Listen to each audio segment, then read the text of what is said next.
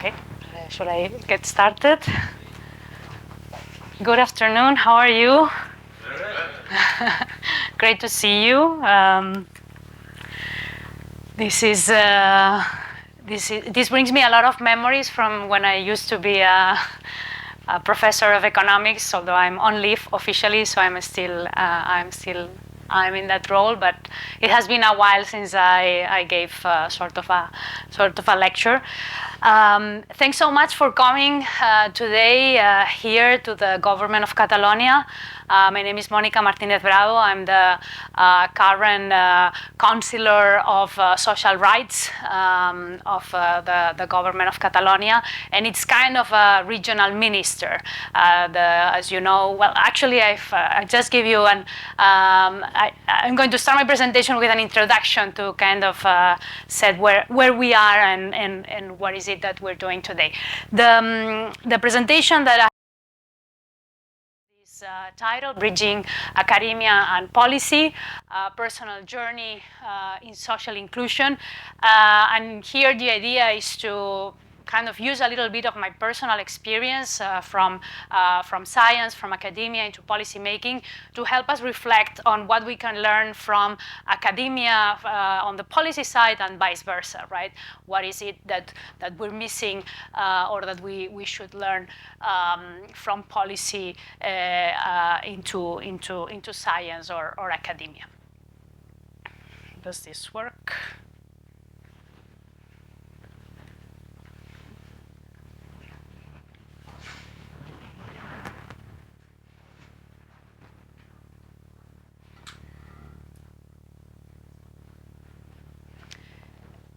Well, in any case, I kind of remember what is on the slide, so I think I can proceed. So, first of all, where are we? We are in, as you know, you landed. Or I don't know if you landed into Barcelona or you came by car or how. We arrived today from Córdoba. Okay. Okay. Very nice, very nice. So just a quick introduction. We are in, as I said, the government of Catalonia. Catalonia is an autonomous community. It's kind of Spain as a whole has kind of a federal structure, right? So Catalonia is the equivalent of a state. We call it in Spain autonomous communities. And the capital of Catalonia is Barcelona, the city that we're here today, the city where I was born, and I hope that you have a chance in the next few days to really enjoy the city. As you know, it's the best city in the world. I cannot be objective in this point. So the government of Catalonia, in general, Spain is a highly decentralized state, and there are many competencies, many policies that are delegated to the autonomous communities and in turn to the local governments. As I mentioned, we are in the government of Catalonia, and in particular in the Department of Social Rights and Inclusion that I had the honor of lead since last summer. So what is it that we do in this particular department? We have about 4,000 employees, and the budget of last year was about 4,000 million euros. So it's a quite sizable department, and the reason is that we have policies on many different areas. Elderly care is one of our main policies. We have support for families, child protection policies. We also are in charge of migration policies, youth, and social inclusion more generally. So everything that has to do, for instance, with social service is managed from our department. Okay, a little bit of an introduction of who I am, what am I doing here, where I came from. As I mentioned, I'm from Barcelona. I studied here my undergraduate degree in economics in University Pompeu Fabra. And after that, I wanted to keep studying. So the faculty at University Pompeu Fabra kept telling me you had to keep studying, you have to go abroad. So then what I did is to do applications, as you all of you did, and I joined the PhD in economics at MIT in 2005, and my advisors were Daron Samoglu, Abhijit Banerjee, and Ben Olken, who many of you probably knew. I started after that my career into academia. I became assistant professor at Johns Hopkins, at SAIS, the School of International Affairs of Johns Hopkins, based in Washington, D.C. And after that, I wanted to come back to Spain, so I was a professor at CENFI for a decade. CENFI is an institution focused on research and and education associated to the Bank of Spain, where I had the pleasure of meeting Jaime in one of his visits. But during this period, in particular, upon the COVID pandemic, I became more and more interested in policy work. Right, after a decade in academia, I kept feeling that doing papers was very important, and definitely is. But I was missing kind of seeing action from the reflections that come with academia. Right, so COVID for me was kind of a tipping point in which I wanted to make sure that some of my experience and some of my work really had an impact in helping citizens.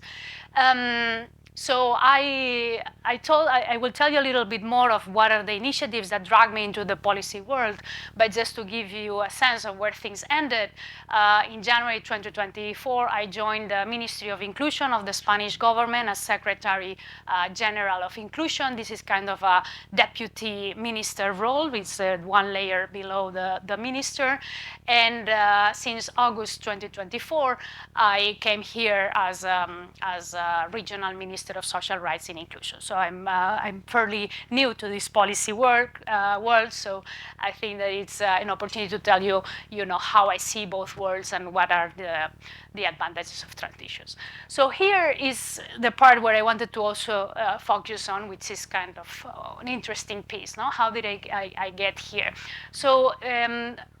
Right after the COVID pandemic, I became a scientific advisor to the Spanish government at that point from my academic role. But I got more and more engaged into learning about the policy world and how, from the point of a scientific advisor, you could kind of start seeing policies and start affecting them. In particular, I was involved in the creation of an inclusion policy lab in the Ministry of Inclusion. So let me tell you a little bit about how this lab was created and why, because I think there's also quite a bit to learn from that. So this would take us back a few years ago, 5 years ago, on the beginning of the COVID-19 pandemic, which, as you remember, was a huge shock throughout the world, but it particularly hit more vulnerable populations or individuals from low socioeconomic background. Typically, the type of occupations that they had rely more on being present, and they were less able to work remotely. So if you look, for instance, at the economic shock that they suffer, for instance, here as percentage of their income, low-income populations in Spain lost almost 30% of their incomes. That was like the immediate effect of the pandemic, while the top quintile lost much less. In reaction to this, the Spanish government launched a number of decisions to reinforce the welfare state and reinforce the protection, right? It was called the social shield. And many of the policies were targeted to protect jobs, protect employment, and protect earnings with furloughs and other types of labor market policies. But there were also big steps on income protection. In particular, Spain launched their minimum income scheme, like our main benefit that protects income for low-income population. The minimum income scheme essentially entitles everyone to a minimum level of income, so essentially transfers the gap between your income and that minimum level as in the concept of a benefit. But the Spanish government realized that to fight poverty, to fight exclusion, is not enough to give cash, right? So within this policy, there was also the idea that there needs to develop additional strategies to help people, escape from poverty and improve their situation.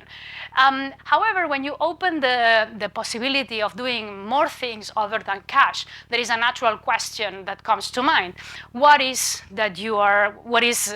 those other policies? What is more effective to do in terms of additional strategies to help people improve their standards of living? So with this idea of mind of what are the best strategies, the Spanish government decided to pilot different interventions. That's something very obvious, an obvious thing to do, but it was also quite innovative within the context of the Spanish administration to pilot a number of different approaches rather than start and launch big programs right away.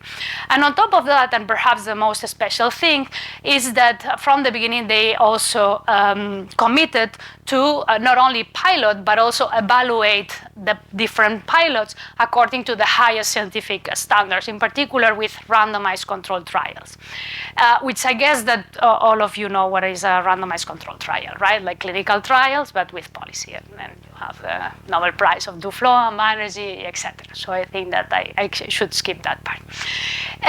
So that's what the Spanish government said. Let's do a bunch of RCTs to see what other policies, in addition to cash, we should do to promote social inclusion. And the other interesting thing, which is also worth reflecting upon, is that from the beginning, the Spanish government thought of these actions, this inclusion lab, as an investment, not as an expense, but as an investment. Why is it that they how is it that they thought about that? This social inclusion policy lab was financed with funding from the European Union. The Next Generation funds, which as you probably know, were the main financial venue that the European Union set in motion to improve the resilience of economies and the recovery of all European economies. But all this funding came from to improve resilience and improve also like the efficiency of the economy, right? But here the Spanish government said, wait, if you want to improve the resilience of an economy, if you want to improve the competitiveness of an economy, it's also important to do the right investments in the social fabric, in helping vulnerable people to also progress and climb up the ladder of their situation. So they wrote down in their in the Spanish plan of the Next Gen funds that this social lab was part of a social investment, not as an expense, but something that you could do to invest in people, invest in human capital. Okay, so what I did is heard about this. I was very excited about my country launching the largest initiative to run coordinated randomized controlled trials from an administration. So I reached out to them and say, hey, this sounds very nice. Who is helping you to do all this? And can we help? And at that point, the ministry didn't have a very clear idea of what was an RCT and how to launch one. So what we did, and they said, yeah, we would appreciate some help. So essentially, I said, okay, we will help you, and I dragged 18 other researchers from different universities, a bunch from them from CENFI, and from other universities throughout Spain, to essentially give support to the Spanish government to run these many randomized controlled trials and get all this evidence. So 4 years later, what we accomplished, we ran 32 randomized controlled trials with an investment of 200 million euros, which has eventually impacted about 90,000 people throughout Spain. We have on the website of the ministry 32 evaluation reports, 10 like policy lessons that we could start. we could generate. And also, what I think we also accomplish is to develop a new model of generating evidence from government, from the administration, which I think is also very nice. So why is it a new model? Because essentially, oftentimes when we have randomized controlled trials in papers that we read in academic journals, typically or most often they are the initiatives of specific researchers that have an idea and want to test something out. And sometimes they partner with NGOs or with some entities. Why? Because it's way easier to interact with an NGO than with a public administration, right? We know that we are hard nut to crack. But from my point of view, while that's natural and that's kind of the natural ecosystem that that was created on the basis of randomized controlled trial, my point is that that's not necessarily the ecosystem that will lead to the biggest policy action. There are benefits to run the randomized controlled trials from the units that are essentially in control of the policies, right? Because you learn much more through the process, and then it's more direct, that you could scale up the lessons from the RCT into actual policies. So, because if you take out the administration, there are many difficulties in bridging from academia to policy, right? So, for instance, oftentimes there are mismatches in timing. Researchers' availability sometimes differs from policy windows, right? It takes quite a bit of time to get a researcher, right, to help you develop thought, think about the problem, and sometimes the policy window is extremely short, and you need to show action and result, right? So there is like a mismatch in the timing of the production of science and the policy needs in terms of that knowledge. Sometimes there is mismatch in topics, right? The academic returns are oftentimes different from the policy priorities, right? And sometimes, as I mentioned before, sometimes there are mismatch in partners. RCTs tend to involve NGOs. They are much easier to tweak incentives or to change something here and there than with governments that are harder in general to work. So that's because of these reasons, I think that the Inclusion Policy Lab was kind of a new model, because it embedded within the administration the laboratory that was in charge of running the RCTs, and actually the researchers coordinated very closely with the policymakers in charge of these policies. So I think that despite the fact it was very hard, logistically, I think that the returns in terms of policy impact lessons and cross-bridging new ideas into the administration was very, very important. From policy to academia, there are also opportunities and challenges, right, to go from policy to academia. So I also wanted to use kind of my personal experience to also tell you what are the things that, from my academic background, I think I have advantages on, and what are actually disadvantages, right? So some of my team are at the back, so maybe they can tell you whether they agree with advantages and disadvantages of my profile. So I think that going from academia to policy gives you kind of certain advantages. For instance, the attention to detail, right? Which at the same time could be a disadvantage if you take it to the extreme, right? Because you tend to focus too much on the details, and when you are trying to lead an organization of 4,000 employees, right? If you obsess with the details, you're not going to be able to accomplish anything, right?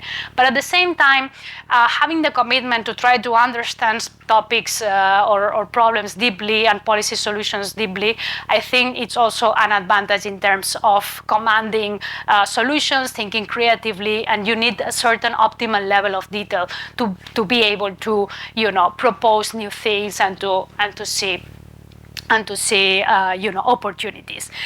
Also, my background as economist, I think it also helped me into being aware of the role of incentives. I know that this is kind of the standard thing that we economists say, but I truly think that oftentimes thinking about incentives and the reaction of individuals is very, very important when you think about policy solutions. But also equilibrium effects, right? Let me put you a very specific example. Right now in Catalonia, we are trying to promote and give solutions to the homelessness problem, right? Which is actually increasing. It turns out that the addressing policies on homelessness, it's a policies that is in the local governments, right? So that oftentimes leads to very bad, since it's the homelessness population is fairly mobile in the territory. When the policy is a responsibility of the very local level, that has a number of disadvantages because local governments sometimes do not have incentives to develop policy resources to help the homeless population. Right? So there's a little bit of free riding. If I don't provide resources, the homelessness population goes to the local government next door, right? So there is an issue of incentives, but there is also an issue of equilibrium effects, right? To address the policy at the state level, you need to think about equilibrium effect. It's not enough that you generate a resource in one specific place because that's going to have spillovers in other local governments. Another thing that I feel I have an advantage on is in the pedagogy aspect, right? Being able to transmit complex problems or explain complex things into people also gives you an edge in terms of explaining also complex policies or to try to explain things better. The things become disadvantages in which you have a tendency to want to understand everything. Sometimes you have to accept you will not be able to because you cannot focus too much on the details, wanting to be in control and wanting to understand everything. That's also something that plays to your not to your advantage, and you have to adapt to a fast pace, right? Sometimes you need to go into meetings with with just 1 hour preparation on a topic that you don't know much, but that's what you have to do. Okay, so other than, I wanted to also open the floor for questions and reflections, but I wanted to end with this kind of advocacy for public service. I know that you are studying an MBA, right? But at Yale you have a very strong focus, right, on policies and thinking about public service. I think is something that is worth reflecting on. From my point of view, the world has many challenges, as you are well aware of. From my point of view, most of these challenges need to be addressed from strengthening the welfare state. Even if you look at the climate crisis or growing the inequality, growing policy, an effective welfare state that is able to prioritize good policies is key to addressing most challenges. So that's also one of the reasons why we think we need to, public administrations need to attract the best minds into helping strengthen the welfare state. Also because of the outbreak of artificial intelligence on labor markets and in technology, there is we know that technology is accelerating, science is accelerating because of the emergence of artificial intelligence. So something that I feel we haven't reflected upon enough is the perils of a growing and accelerating gap between the level of technology that public administrations have and the private sector. So we're doing our best at keeping up the pace of adopting new technologies, but the public sector is always slower in adopting these new technologies. At a time in which technology is accelerating itself, this growing gap, from my point of view, is also very worrying. So to close up the gap, we again need, the best minds to help us adopt and make up the most of these new technologies into the public sector. So that's also why we think whether we need to urgently attract the best talent. Probably you're not going to have the best wage in the public administration, but I think there is also an experience that is very fulfilling and very rewarding. I also always tell my team that when I go through neighborhoods that have very disadvantaged situations and I see things going well and the welfare state really helping out children in need or elderly or improving elderly care, is very fulfilling to see that your time and effort and energy is addressing, and helping citizens that you see every day. So with this, I will end, and I'll open the floor for questions we have. We have a few minutes, so happy to answer anything. Okay. Let's start right here, yeah. Thank you for talk. Very informative. I think my first question is, so my question sort of focuses. Yeah, my question focuses on the RCTs, pilot programs that you mentioned. So, I mean, there is no one size fits all, but I would assume there's some kinds of success metrics that come into play here. So how do you go about formulating that, and can you give an example of a time when you had to come up with some kind of unique success metric? So success metric, you mean into extracting from lessons of the policy lab and setting things in motion? Yeah, so quantification. Let's roll with the example of elder care. How do you, if you do it in a small community, how do you assess whether the impact was a net positive or neutral?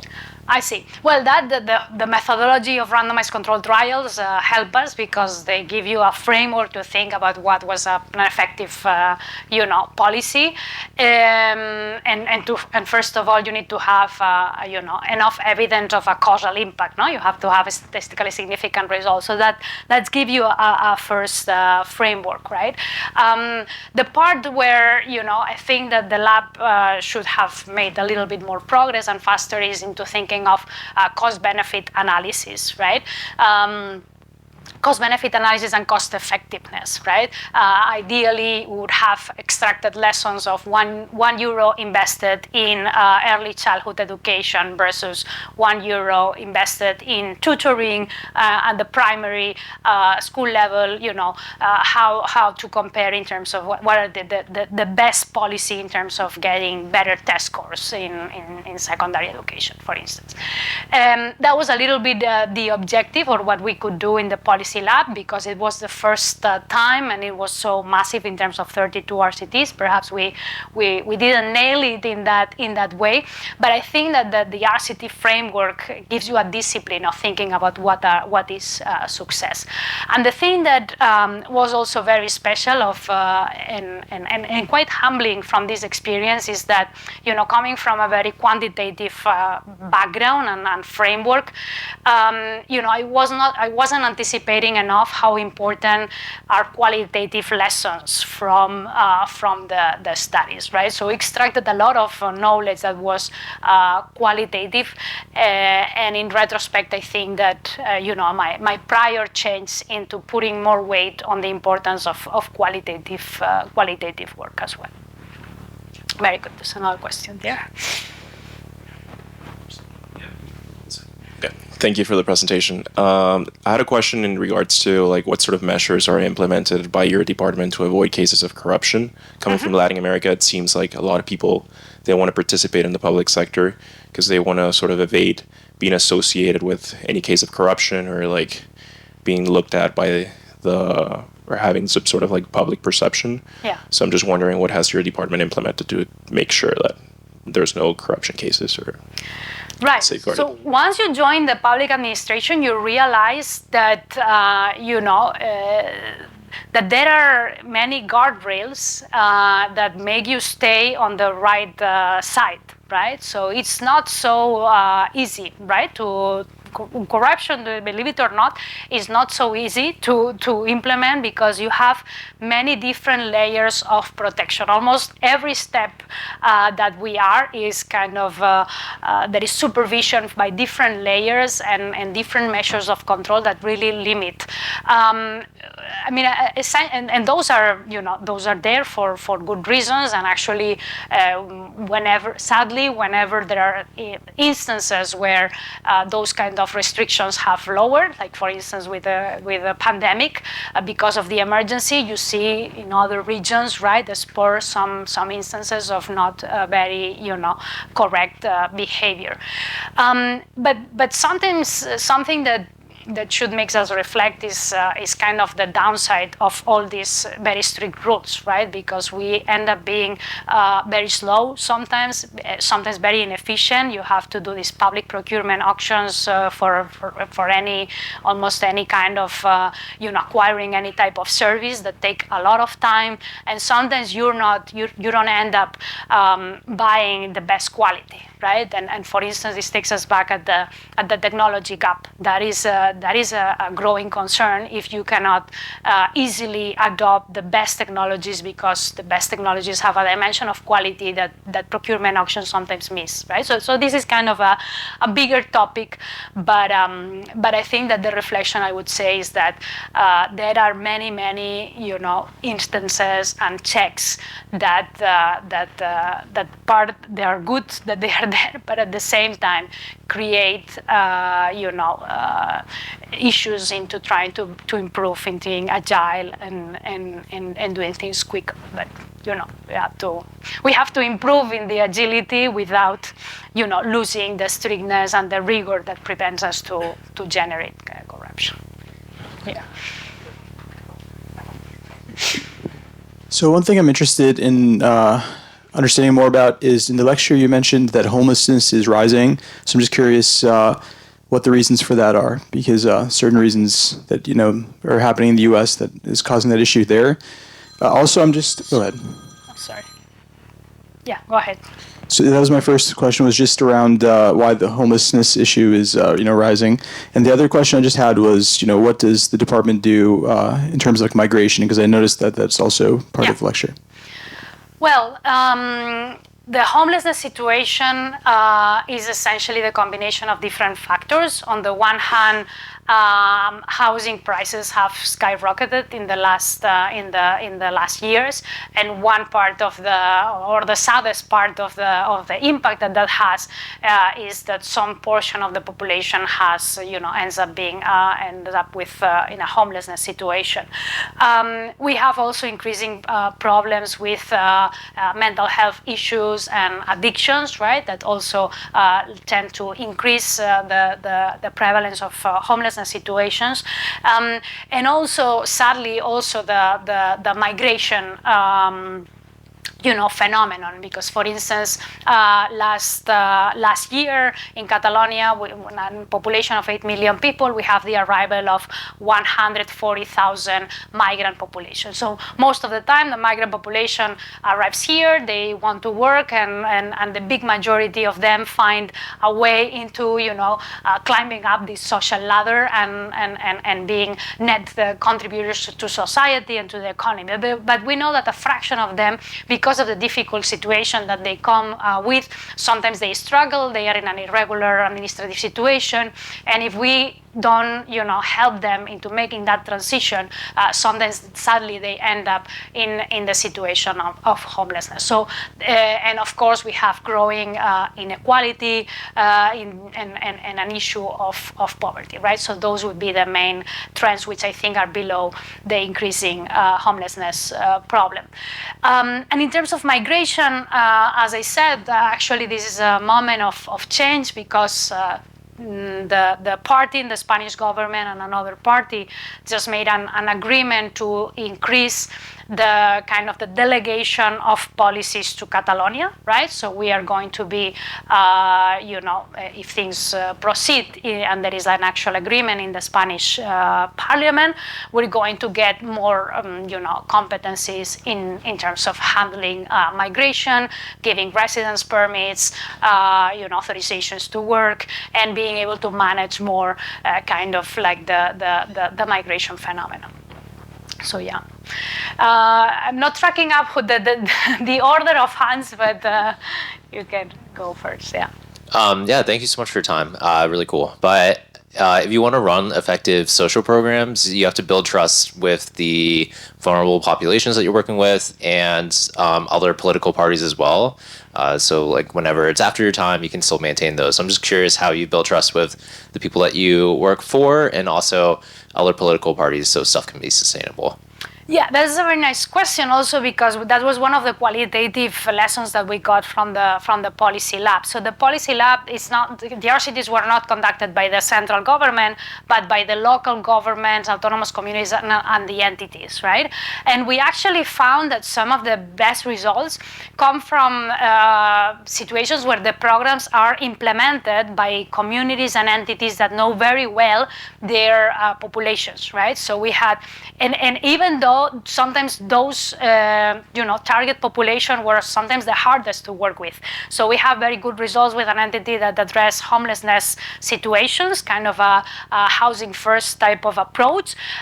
We have very good results from with the Roma population because there was an entity that knew very well the context of those populations, and also with migrant women that were in a very vulnerable situation in the agricultural sector in one particular region. And we think that one of the lessons is that those entities knew very well the population, what they need, and how to help them, right? So that's actually one of the lessons. And that's also one of the reasons why we think that there is a huge value in setting policies, responsibilities closer to the population. So one of the big objectives of the current Catalan government is to work very, very closely with local governments. It's not, because they have this advantage in being closer to the needs of the population and working very closely with them. Very good. Other questions more at the background? Yeah? Thank you. I was circling back to the innovation lab. I was wondering if you could explore that a little bit more in terms of, in the development of the policies, was it more creative in the sense of we're starting from scratch and we are going to build a new program that has never existed before, or looking more at the existing policies, finding ways to tweak or augment them in a way that could leverage their successes or again fill in the gaps of where they're falling short? Very good. So it was a mixture. We have 32 projects. So in the end, some of them had different types of flavors. Most of them were new programs. And we follow a little bit of an approach that was bottom-up. So it was actually the entities or the local governments of the regional governments, the ones that were proposing interventions. The part where actually the researchers came in and had a lot of bargaining to do is into tweaking those programs so that they could be evaluated on the basis of randomized controlled trials, right? To do a randomized controlled trial, you need to have kind of a homogeneous treatment and to implement it in a large enough sample, right? So sometimes because the kind of Spanish ecosystem was not very used to think about what is an RCT, it took quite a little bit of bargaining to make sure that the programs kind of, were able, both the treatments and the number of units comply with the necessities of randomized controlled trials. But I think we managed in the end, and we have results. Yeah, very good. Yeah.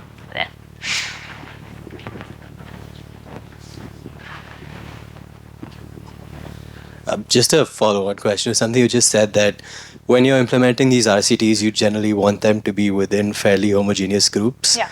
And I was wondering that as you kind of design those RCTs, are there specific demographic differences or inequalities you've noticed based on, gender or income or regions within Catalonia where people stay that kind of make it more difficult to create and design those RCTs? Well, I mean, I think that, because of the kind of the statistical requirements of an RCT, you need to have the populations as homogeneous as possible, right? But then what we need to do, of course, we cannot homogenize, or that would be not the policy solution to homogenize the population. Population is what it is.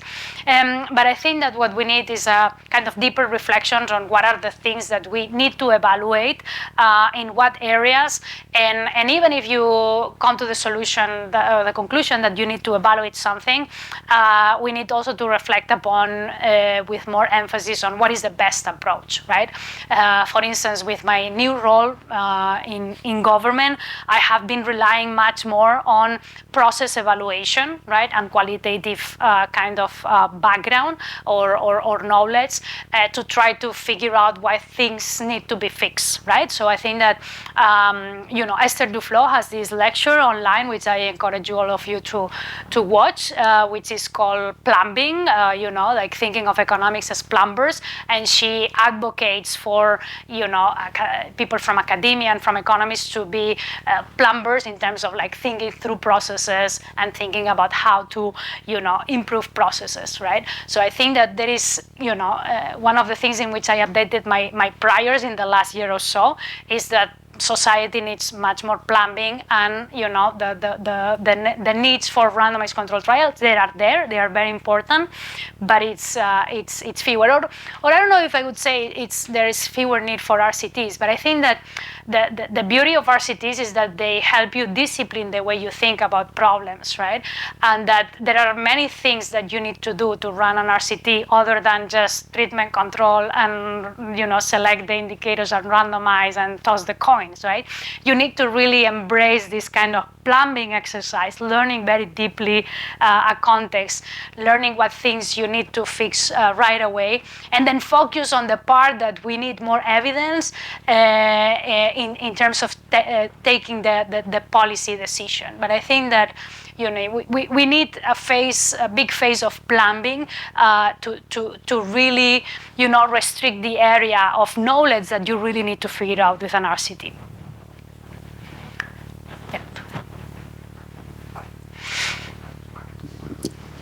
Hi, thank you so much for your presentation. It seems like from what you're saying, you're able to approach your job with a significant amount of autonomy, very scientific and evidence-based approach. I'm curious to know what conditions within your regional government allows that to happen, right? And where it doesn't seem like you're providing the evidence, but the political landscape of the time says we just can't do that, and that won't be possible for us to scale. Could you explain a little bit about that?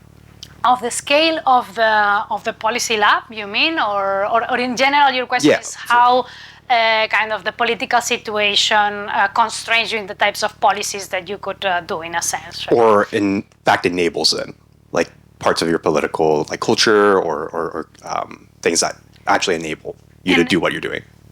Enabling in terms of setting up randomized controlled trials or evidence-based policies, right? I think that, in my view, a lot of the political discussion and gridlock and tension sometimes emerges in specific areas, and that is kind of one very tiny part of the policy space, right? So I think that in the policy space, there is, even with regional governments governed by different parties and so on, there is in general a lot of interest in figuring out what works best, right? And actually, if there is sometimes difficulties in implementing the best policies, very rarely they come from a completely opposite view from a political party. Sometimes they come much more from inertia from the civil servants, or inertia from the entities, or kind of not wanting to change things, or when you have a chunk of money to spend, you have to spend it right away in an easy way, and it doesn't allow you to think creatively about new policies. So I think that what I'm trying to say is that I feel that the difficulties into getting evidence-based policies are much less from kind of political gridlock than from many other things, or from even from the lack of a structure to think about getting the evidence, thinking creatively, have the budgets to try new things, structure the way you test new policies, and so on. Okay, last question, because I think that we need to wrap up, or if there are no more questions. Yeah, last question.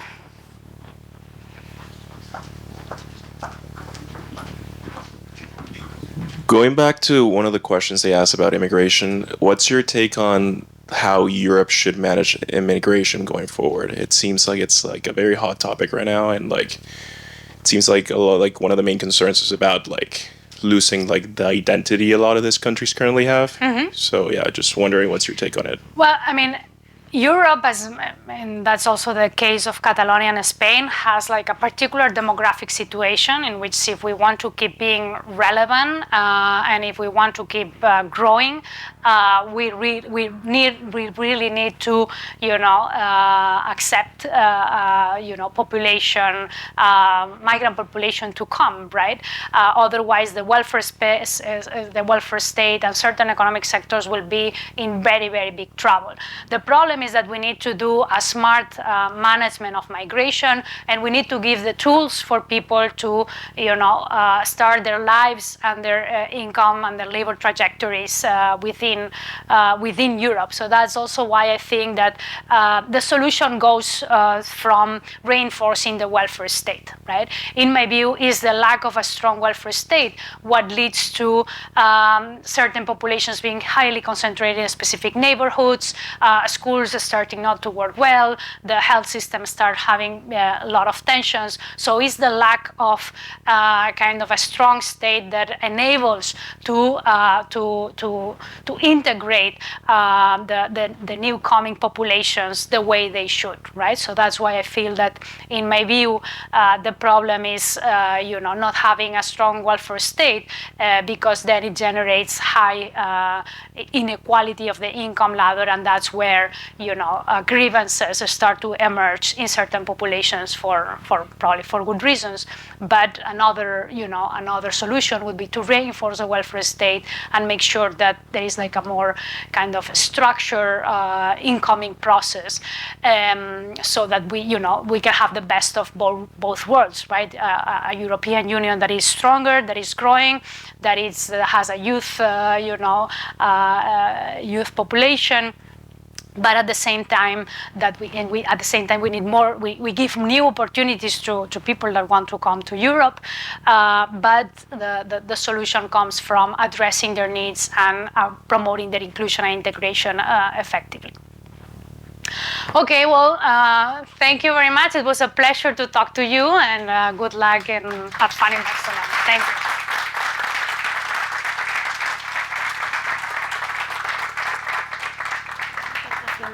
you.